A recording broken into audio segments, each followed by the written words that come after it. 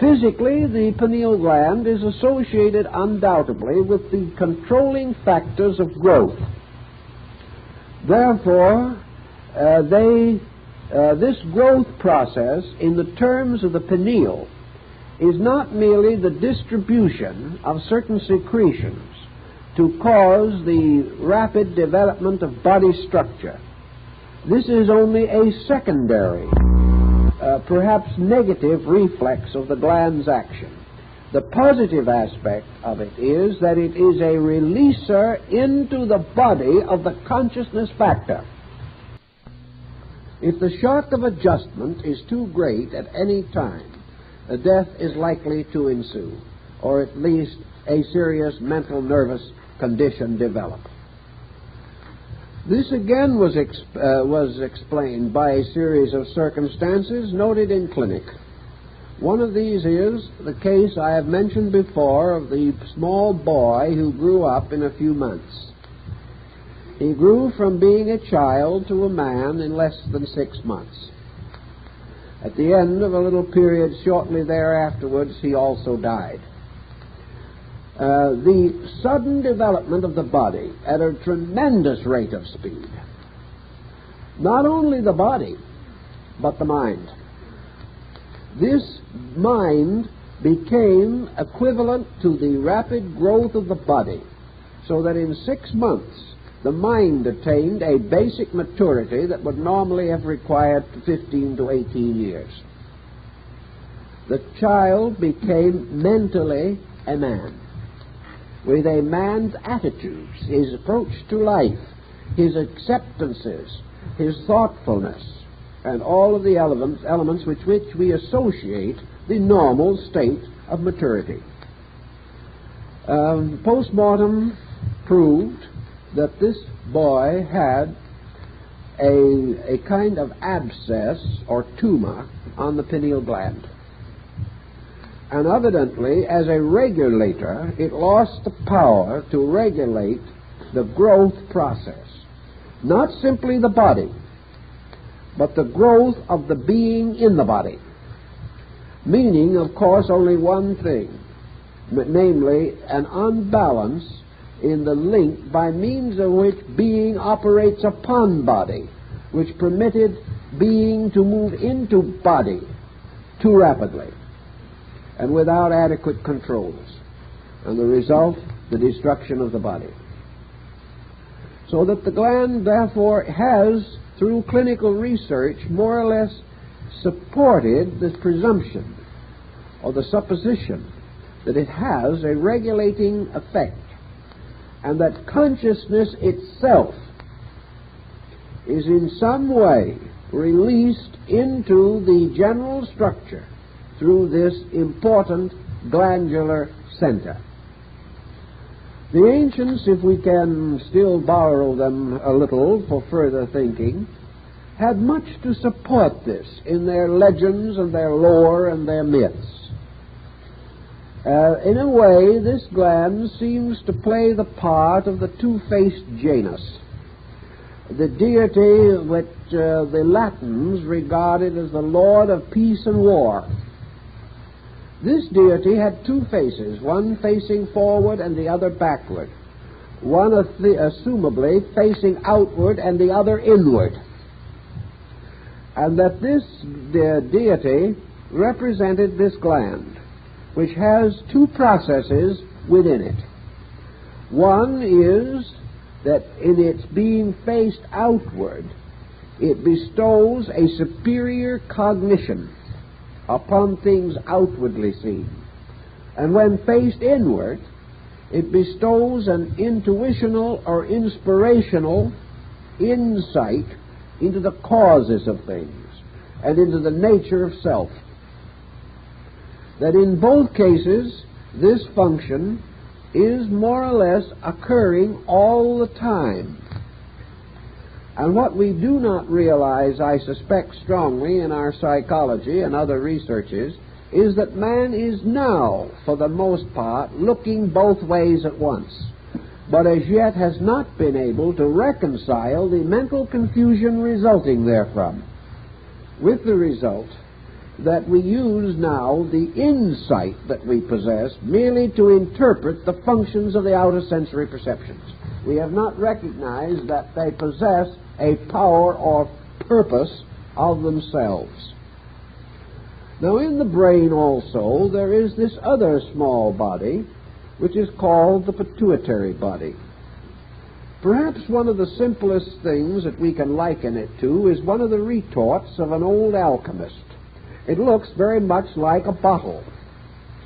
It has an anterior and a posterior part and secretes a material which is called pituitrin.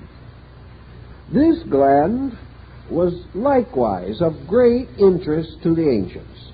We do not know just exactly why they were so fascinated by it, but we can have a suspicion or two about this particular thing. In the first place, the pineal gland is in its shape very definitely a masculine symbol. The pituitary body is a feminine symbol. It is a receptive symbol. And long ago it was assumed that in the human brain there were two mysterious bodies resembling embryos, and that one of these was male and the other female, and that all mental or conscious process of the human being was the result of a generation taking place, a process taking place between the male and female polarities in the brain, and that these polarities were represented by these two glands. Thus, in the Parzival story, the pineal gland plays the part of the sacred spear of Longinus, the centurion, and the pituitary body takes the part of the sangreal, or the holy cup, these two being the wonderful relics of the ancient faith that were preserved in the castle on the top of Mount Salvat in Moorish Spain. Always this castle is on the top of the mountain, and in most of the representations of it, it is a domed building, perhaps slightly resembling our grand old planetarium out here in Griffith Park. But it was always a domed building, and this domed building was the brain. And it was here that the knights of the mysterious service of the Grail gathered for the celebration of the Eucharist, seated around this great table, much as in the table of Arthur, King of Britain, the table of Camelot. And here also we have the same mystery as the 12 paladins of Charlemagne, the 12 knights who represented the servants of the sangreal mystery.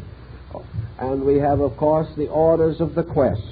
We have man searching for the mystery of the Holy Grail and the spear of Longinus. It is also noted that in the case of Parzival, when Amfortas, the second king of the Grail, took the holy spear down into the valley to use it against the evil magician Klingsor, he threw the spear at the magician, who, however, caught it and threw it back, wounding the Grail king with his own spear.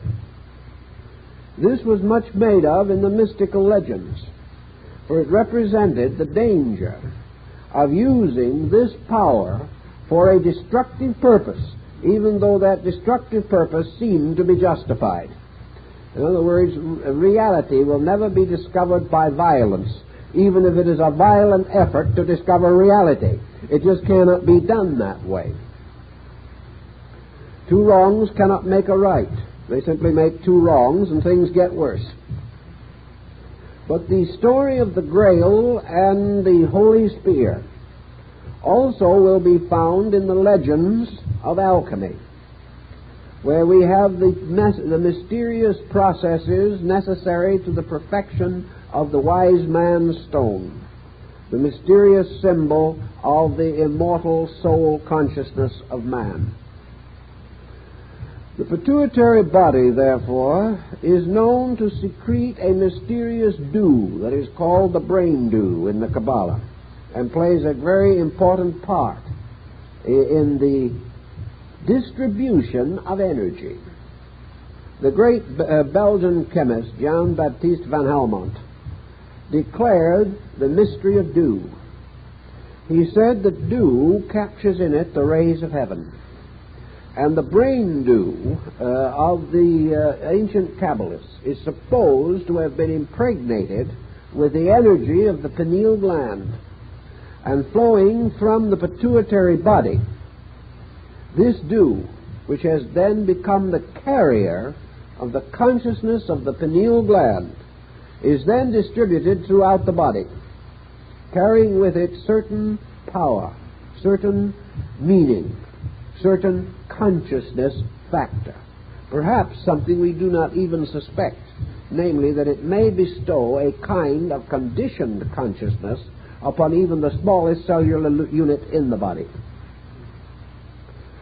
Now, in the case of the pituitary body, we have certain definite indications that this gland will affect health, that it can be held as a physical growth controlling factor, even as the pineal is a consciousness growing factor.